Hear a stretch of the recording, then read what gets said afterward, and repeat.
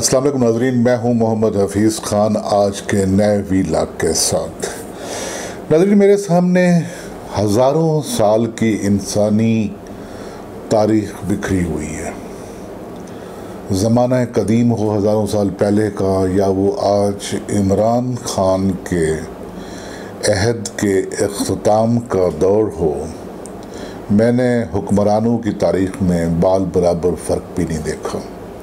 आज हम बात करेंगे कि वो कौन से अवामिल थे कि जिनके सबब इमरान ख़ान इस नहज तक पहुँचे कि वज़ीर-ए-आज़म हाउस में उनकी जो कुर्सी थी वज़ीर आज़म की, उससे उठकर वो सड़क पर आ गए और वो लोग जो सड़क पर थे वो असम्बली में होते हुए भी और वो फिर से वज़ीर-ए-आज़म हाउस में पहुँच गए।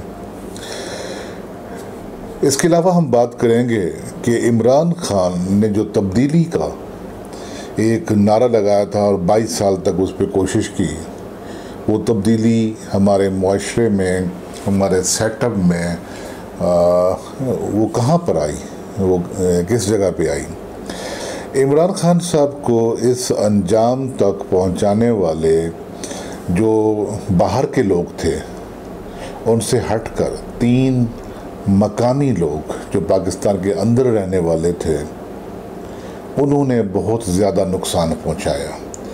उन्होंने इमरान ख़ान साहब की तबाह को जांचा, परखा और जो उनका टेम्परामेंट था उस टेम्परामेंट के मुताबिक ही वो उन्हें डील करने लगे। ये वो लोग थे जिनका माजी कुछ ऐसा नहीं था कि वो किसी एक पार्टी के वफादार रहे हों।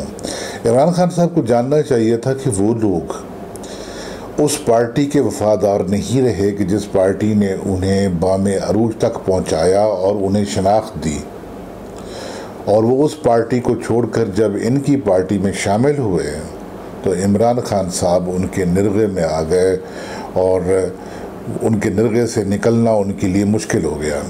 उनमें एक साहब तो अब जानते हैं कि जो उनकी पार्टी में ना होते हुए भी उनकी अहम तरीन वजारतों पर बराजमान रहे, रावलपिंडी के हैं, आप सब लोग उन्हें जानते हैं।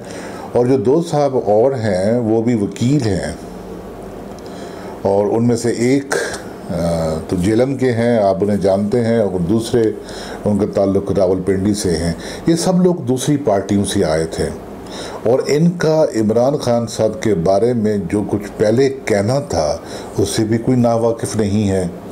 इमरान ख़ान साहब ने इनको पहले जांचा, परखा और उन्हें फासले पे रखा, और फिर यकयक क्या हुआ कि साल 1.5 साल के बाद वो इस तरीके से उनके हवास पे छा गए कि जो कुछ वही कहते थे वो सब कुछ सच होता था। इसके अलावा जो बाहर से आने वाले लोग थे, उनमें भी एक साहब ऐसे हैं कि जो अभी उनसे आखिर तक जुड़े हुए हैं। ये वो साहब थे जिन्हें पंजाब से निकाला गया और इमरान ख़ान साहब की ख्वाहिश पे निकाला गया। ये उस्मान बुज़दार साहब के स्पोक्समैन थे, और फिर कई महीने तक वो आकर बनी गाला में बैठे रहे और मरहूम जो नईमुल हक थे, उन्होंने मरते हुए उनका हाथ इमरान ख़ान साहब को दे दिया कि ये आपके साथ रहेंगे। और फिर उन्होंने जितना उनका तासुर या इमेज इमरान ख़ान का बिगाड़ा मीडिया पर, वो किसी से ढका छुपा नहीं है। ये भी ढका छुपा नहीं है कि इमरान ख़ान साहब की सारी हुकूमत, या वो आप कहें कि जो लोग उनकी हुकूमत चला रहे थे वो सारे के सारे बाहर से आए हुए थे। उसमें वो शहजाद अकबर हों, उसमें सानिया निश्तर हों, या उनमें अब्दुर्रज़ाक दाऊद हों, या उनमें जिनका मैंने अभी जिक्र किया शहबाज गिल साहब हों, ये सब के सब लोग बाहर से आए हुए।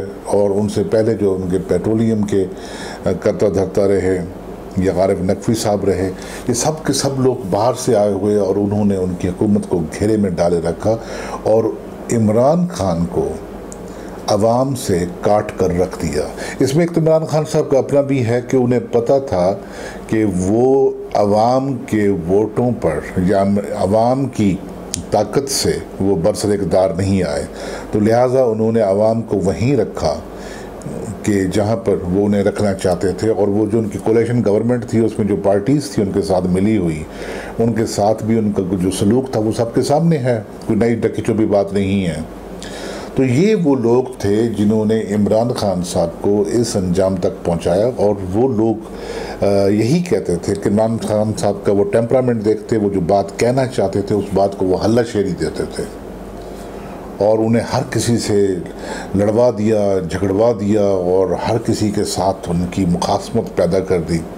और फिर इमरान खान को कहना पड़ा कि क्या कोई ऐसा शख्स रह गया है कि जो उनके खिलाफ ना हो।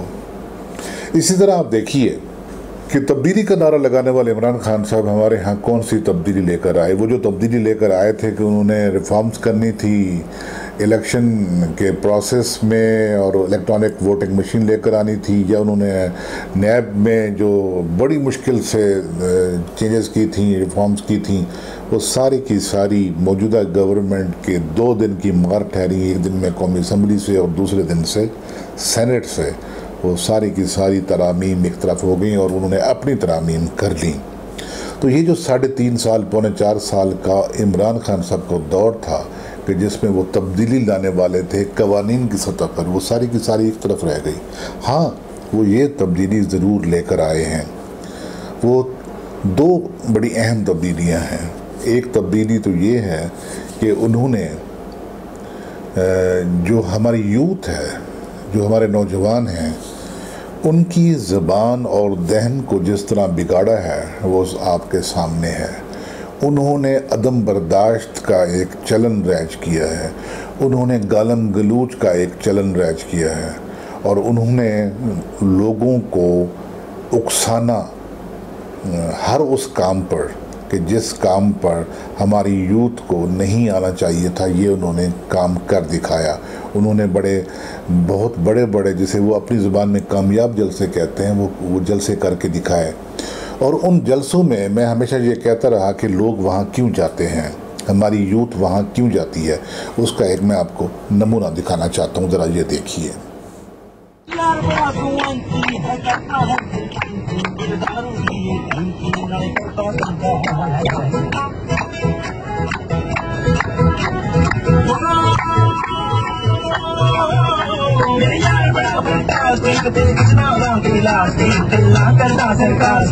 तो ये तो आपने क्लिप देखा। इसमें ये वो यूथ है कि जो हमारे समाजी टेक्सचर से, हमारी समाजी क्राफ्ट से, समाजी बुनत से ये टूटी हुई है। ये अलग एक क्लास है। ये क्लास उन्होंने पैदा की और ये तब्दीली वो ज़रूर लाया, लेकिन ये वो क्लास है कि जो उनके साथ लाठियां खाने को तैयार नहीं, ये आंसू गैस के शेल बर्दाश्त करने को तैयार नहीं, ये वो क्लास है। और दूसरी जो बड़ी तब्दीली लेकर वो आए, वो हमारे यहाँ 2 इदारे हैं, एक हमारी फ़ौज और एक हमारी अदलिया। पाकिस्तान की तारीख़ को अगर आप देखें तो पाकिस्तान को बने हुए 75 साल होने को आए हैं। आज तक ये नहीं हुआ था कि कोई शख्स खुली ज़बान से और पूरा मुंह खोलकर अपने इन इदारों के ख़िलाफ़ बात करता हो, नाम लेकर, जो शख्सियात हैं नाम लेकर बात करता हो या उन्हें धमकाता हो। तो ये पहली दफ़ा इमरान खान साहब तब्दीली लेकर आए हैं और उन्होंने ये काम शुरू किया कि उन्होंने हमारी फ़ौज और फ़ौज के हमारे जो सिपहसालार हैं, हमारे फ़ौज के जर्नेल हैं, या हमारी अदालतें हैं, हमारी जो बड़ी अदालतें हैं, उनके मोअज़्ज़ज़ जज साहबान को खुल्ला उनका नाम लेकर धमकाना शुरू किया।